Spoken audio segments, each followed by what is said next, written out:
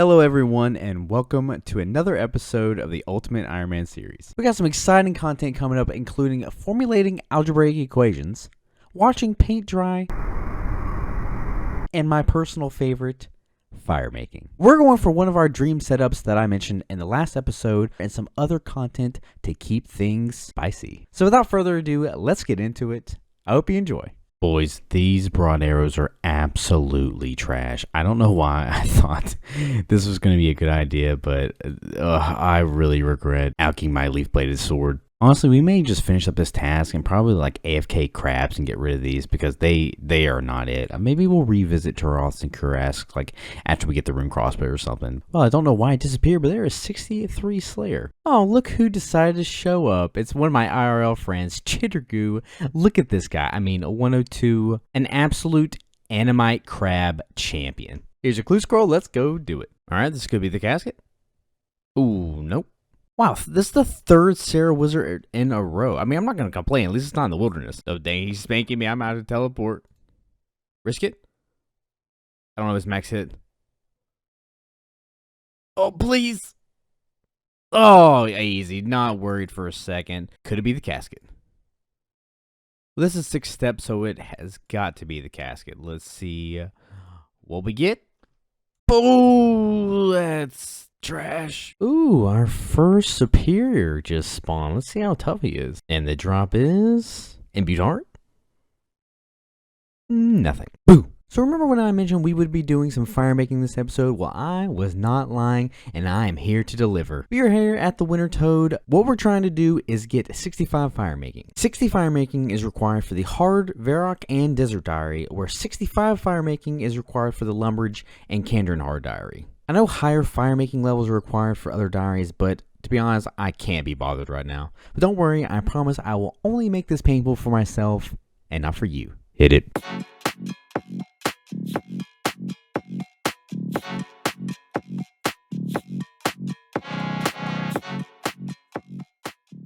Well, thank God we made it out of there alive. Another big reason why we went ahead and got 65 fire making is so that we will never get tiers of fire making anymore. Nice prayer experience coming in. Also, did you know that the lit bug lantern does not count as a light source? I mean, I can literally see the light coming out of it. And all of that godforsaken fire making experience was trained so that we could go complete the Lumbridge hard diary. So let's go do it. Bam, bam, bam, bam. Bam. For our final task, we need to make 56 cosmic runes simultaneously, which means we need a completely empty inventory. So we're going to death pile and then go do it. And bam, there are all of the hard, Lumbridge, and Draenor diaries complete. Let's go get our new ring. 15,000 Herblore experience is huge, but this also allows us to get 10% increased experience from Tears of Guthix, 50% run energy replenishes a day, and now unlimited teleports to the Faldor farming patch. I really need to do Prince Ali rescue.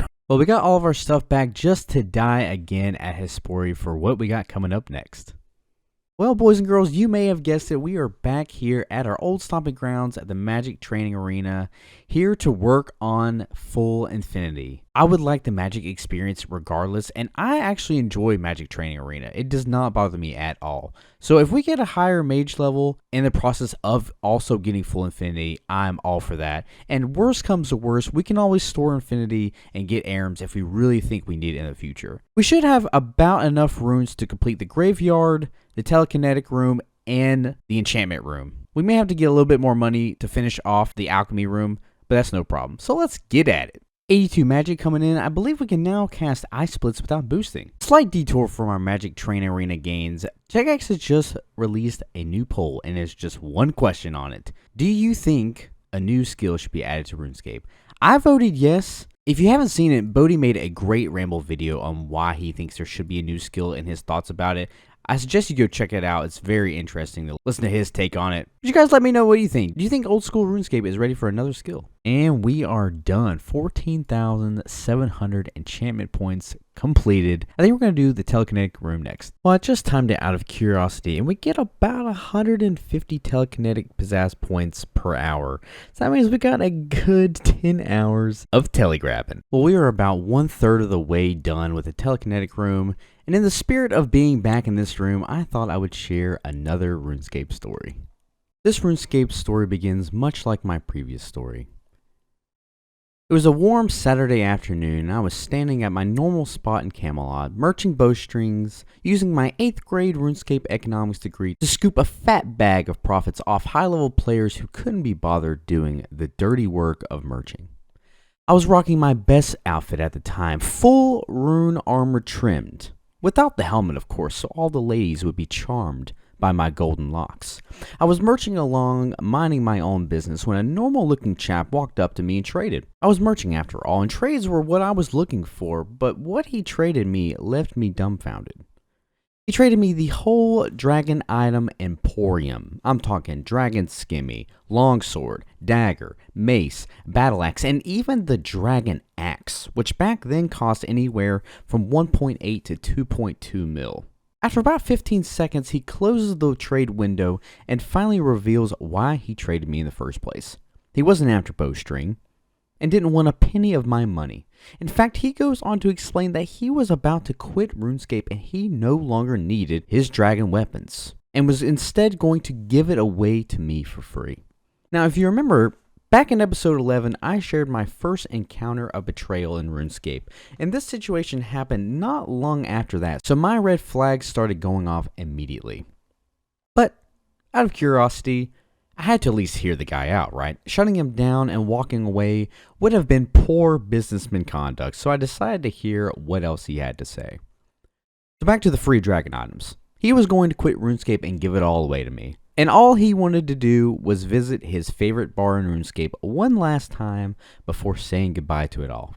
Now, I may have been a pea-brain prepubescent, but the last betrayal had me on high alert. I decided, well, no harm in just following the guy and listening to his sob story, right? So I right-click follow the guy, and we set off on a long trek around Gielinor. First we leave Camelot and head east, past Catherby, across White Wolf Mountain, and finally arriving in Varrock. Almost the entire time, I'm typing aloud, "Bro, I know you scam. Whatever you're trying to do, it isn't going to work, lol. Bro, I'm not falling for what you're trying to do. I know you scam. Bro, I'm literally just following you cause I'm bored, lol." All the while he's playing it cool and saying that all he wants is one more of the finest ales in RuneScape before giving up the game entirely. Once we arrive in Varrock, I assume we're headed to the Blue Moon Inn, a very popular pub in Varrock, but instead of walking south, we continue walking east through Varrock and then north. Now, I am not and have never been a PKer, but you best believe I know what's north of Varrock, the wilderness. But this guy's favorite pub happened to be the Jolly Boar Inn, a pub just east of the sawmill visited during the Family Crest quest. Now, even though it made me uneasy, I knew I was still fully in control because if he tried any funny business, I would just unfollow him and be on my merry way. We arrive at the pub and the first thing he does is start talking to the NPCs, telling me he wanted to say goodbye to them one last time. At this point, I'm getting impatient because not only did this man trick me across RuneScape, but he was taking up precious time of my 1-hour gaming allotment session for the day, and these bowstrings weren't going to merch themselves. Finally, after heading up the stairs and then back downstairs, he said he was finally ready to leave it all behind and start a new chapter in his life. We walk outside and head just a little north. Cautious now, I decide not to follow him, knowing in just a few steps I would be in the wilderness. Now, this was before the wilderness ditch even existed, so accidentally slipping into the wilderness was a pretty common lure back then. But 14-year-old me did not know exactly where that line was. Finally, he stops just north of the pub and trades me, showing me again all the dragon items he was about to give me when suddenly he closes the trade screen and exclaims, "Oh my gosh, look at all the loot on the ground." I couldn't believe my eyes. I saw a huge cash stack on the ground and several pieces of rune armor. My mouth was watering. I was looking at a whole month's wage lying on the ground just a few steps in front of me. However, I knew this looked too good to be true, and so to make sure I was safe, I told him, "You go first." Without hesitation, he bolted and scooped the rune plate legs on the ground. I waited. A few seconds went by and nothing happened. Cautiously, I look around. Surely this is a trick. Then he runs over and grabs the rune plate body off the ground. Again, he's completely safe. Maybe we just stumbled upon a miracle and we're about to make it out of there like sticky bandits. I looked straight ahead at the cash stack and knew if I didn't hurry, this man was going to get the cash stack too, and I was going to leave with nothing. With that regard, I switched over to my settings, put my heels in sport mode, and made a dash for the coins. I was just going to click on the coins and bolt back to safety. The whole moment wouldn't last but 3 seconds tops. I couldn't believe making cash was this easy.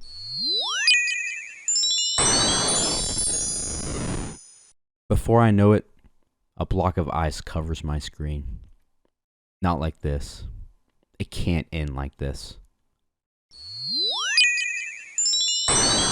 Another ice barrage hits.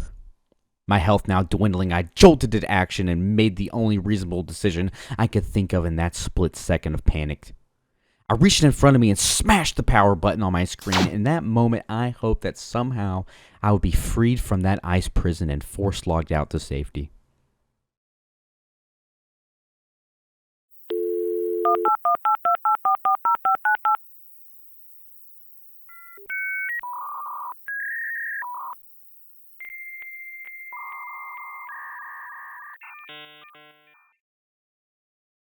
After my dial-up connection restored, I booted RuneScape back up, put in my login credentials, only to see that I was alone in Lumbridge.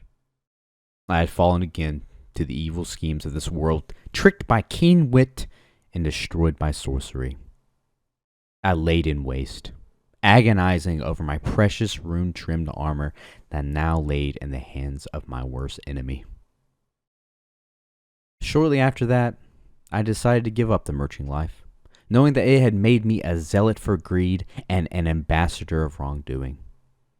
And no longer would I look to bowstring for my purpose. And that was the day I gave up merching. Special thanks to my brother Ian and my good friend Andrew for making those scenes possible. I really enjoyed telling that story, so if you guys like that, let me know and I might just throw in another one in the future. There is 83 magic coming in, pretty much exclusively from this room. We have spent 8 hours in here today, but that infinity set is going to be so sweet to get. The last telegrab completed for 1,497 pizzazz points. We have been in here a good long while. We went through about 2,000 laws just today, but I'm super glad to have this room done. Next up, I think we're going to tackle the graveyard. There it is. 1,495 graveyard pizzazz points coming in. We are finally done. It was another long day of grinding, but we got it. Last room coming up, the alchemy room. Well, we had a nice long session in the alchemy room, up to 910 points, but we're almost running out of nature runes. Also got up to 84 magic, so now we can easily plus 3 boost with a wizard mind bomb to enchant onyx jewelry. But we're low on cash. We need some more nature runes, so what we're going to do is we're going to go get all of our stuff back out of his spory and then head back to the Gauntlet. We're all geared up. First time trying with the halberds. We'll see how this goes. Well, that was definitely a little bit more difficult. Let's see what we get. We got halberd and some rubies. Very nice. Some rune chains and pickaxes. We will take those. Very nice alks. More alks. And the loot is, well, lots of rune arrows that we can alk and some death runes. Pet? Oh, an elite clue scroll? Let's see what it says. Honestly, chances of completing elite are pretty low, and everyone knows elites are garbage. I can't be bothered. Okay, since it's close, I'll try it. Alright, and the next step is, and unfortunately, we're gonna have to drop it. Alright, back to Gauntlet. I feel like I'm starting to get really good at the regular Gauntlet. I've had a 100% success rate so far. And we got 75k coins. We will take that. I'm good.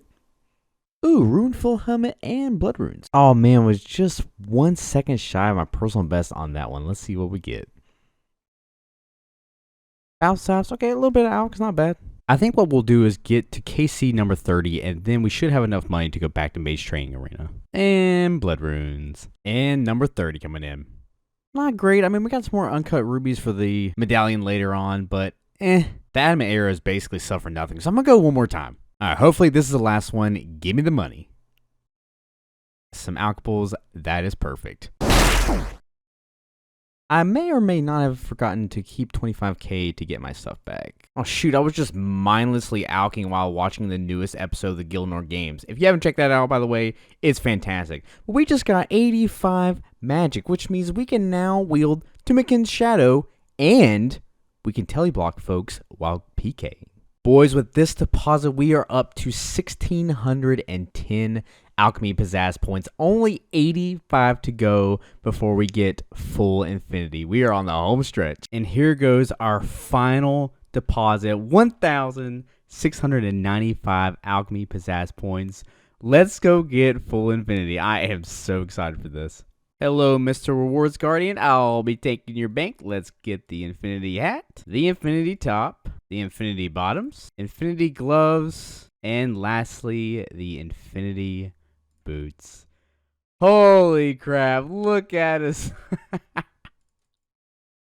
Look how good. Not only is this a maximum flex on any Iron Man account, but look how light we are. Full infinity in total only weighs 5.44 kilograms, making it an incredibly good and lightweight mage setup for us, and it's storable, and look how pretty it is. So let's take a closer look at the numbers. This time around at the Magic Training Arena, I was curious to track just how long full infinity would take and what sort of mage experience I could gain.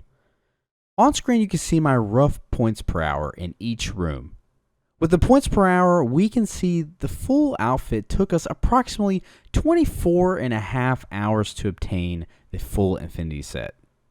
We also gained roughly 950,000 magic experience, something I was really looking forward to on this grind. We spent a full day at the Magic Training Arena, but I think the results are more than worth it. You know, having this mage setup will help tremendously when we start bossing at places like Zolara and in raids.